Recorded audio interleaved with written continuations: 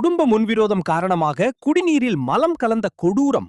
பாதிக்கப்பட்ட மாற்றுத்திறனாளி பெண் சுமார் 2 வருட காலங்களாக காவல் நிலையத்தில் புகார் அளித்தும் போலீசார் உரிய நடவடிக்கை எடுக்காத காரணத்தால் மாற்றுத்திறனாளி பெண் மாவட்ட காவல் கண்காணிப்பாளரிடம் புகார் அளிக்கப்பட்டது.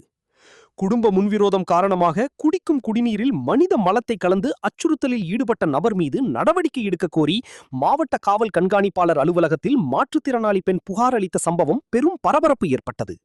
கன்னியாகுமரி மாவட்டம் மீனச்சல் பகுதியைச் சேர்ந்த மாற்றுத்திறனாளியான சிமிலா ரஜி தன் கணவருடன் வசித்து வருகின்றார். இந்நிலையில் அண்டை வீட்டில் வசித்து வரும் குடும்ப உறுப்பினர்களுக்கிடையே கடந்த 2024ஆம் ஆண்டு முதல் கருத்து வேறுபாடு மற்றும் சொத்து பிரச்சினை காரணங்களால் முன்விரோதம் இருந்து வந்ததாக கூறப்படுகிறது. இந்நிலையில் மாற்றுத்திறனாளியான சிமிலா ரஜி வீட்டில் குடிநீருக்காக மட்டுமே பயன்படுத்தி வந்த கிணற்றில் குடும்ப முன்விரோதம் காரணமாக மனித மலத்தை கலந்ததாக கூறப்படுகிறது. இதனால் உடல் நலம் கடுமையாக பாதிக்கப்பட்டு அரசு அங்கீகரித்த தனியார் ஆய்வகத்தில் அந்த நீரை சோதித்ததில் அதில் மனித மலம் அதிக அளவு கலந்திருப்பது மருத்துவபூர்வமாக உறுதி செய்யப்பட்டது. இதுகுறித்து பாதிக்கப்பட்ட மாற்றுத்திறனாளி பெண் அருகில் உள்ள காவல் நிலையத்தில் புகார் அளித்த நிலையில் காவல்துறையினர் எவ்வித தீவிர விசாரணையும் இல்லாமல் உரிய நடவடிக்கை மேற்கொள்ளவில்லை என குற்றம் சாட்டப்பட்டுள்ளது. மேலும் மாற்றுத்திறனாளியான பெண்ணை மிகவும் தரைக்குறைவாக மற்றும் ஆபாச வார்த்தைகளால் பேசுவதுடன் குடும்பத்தினரையும் கொலை மிரட்டல் விடுத்துள்ளனர். இதுகுறித்து சிசிடிவி மற்றும் மருத்துவ ஆதாரங்கள் சமர்ப்பித்தும் இதுவரை காவல்துறையினர் உரிய நடவடிக்கை எடுக்காத காரணத்தினால் மாற்றுத்திறனாளி பெண் சிமிலா ரீஜி மாவட்ட காவல் கண்காணிப்பாளர் ஸ்டாலினிடம் புகார் அளித்திருந்தார். புகாரை ஏற்றுக்கொண்ட மாவட்ட காவல் கண்காணிப்பாளர் புகார் மீது உடனடி நடவடிக்கை எடுக்கப்படும் என உத்தரவளித்தார். கன்னியாகுமரி மாவட்டத்துல மனித மலம் கலந்ததை டெஸ்ட் பண்றதுக்குள்ள எந்த ஃபெசிலிட்டி உள்ள லேபுமே கிடையாது.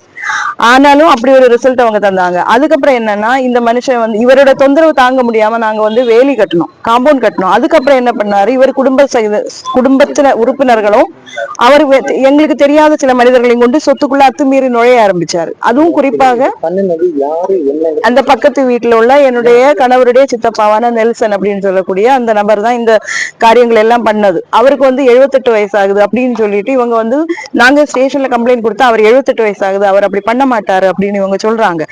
எந்த நடவடிக்கையுமே எடுக்கிறது கிடையாது. ரிப்போர்ட் எல்லாம் வந்து எங்கள்கிட்ட இவங்களே எழுதி ரெடியாக்கி, நீங்க அப்படி எழுதி கொடுங்க, இப்படி எழுதி கொடுங்க அப்படின்னு சொல்லிட்டு எழுதி வைக்க சொல்றாங்க.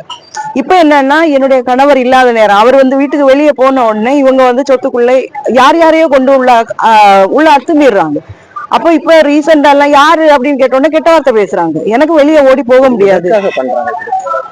சொத்து பிரச்சனைகள் வந்து கொஞ்ச காலமாவே நடந்து, கொஞ்ச காலம்னு சொன்னா என்னுடைய கணவருக்கு வந்து பிசினஸ்ல ஒரு ஃபெயிலியர் வந்ததுனால நாங்க எங்களுடைய சொத்தை வந்து வித்து கடன் தீர்க்கிறதுக்காக நாங்க ட்ரை பண்ணிட்டு இருந்தோம். அப்பல இருந்து இவர் என்ன பண்ணாருன்னா, எல்லக்கல்ல எல்லாம் மாத்தி போட்டுட்டு இவர் வந்து அப்பல இருந்தே அட்டூழியம் பண்ண ஆரம்பிச்சாரு. அபகரிக்கணும், ஆக்கிரமிப்பு செய்யறாரு. அவருடைய சொத்து அவர் நான் உள்ள போகாம இருக்கிறதுக்கு, அந்த எங்களுடைய சொத்துக்குள்ள நான் என்ட்ரி பண்ணாம எனக்கு நடந்து போக முடியாது.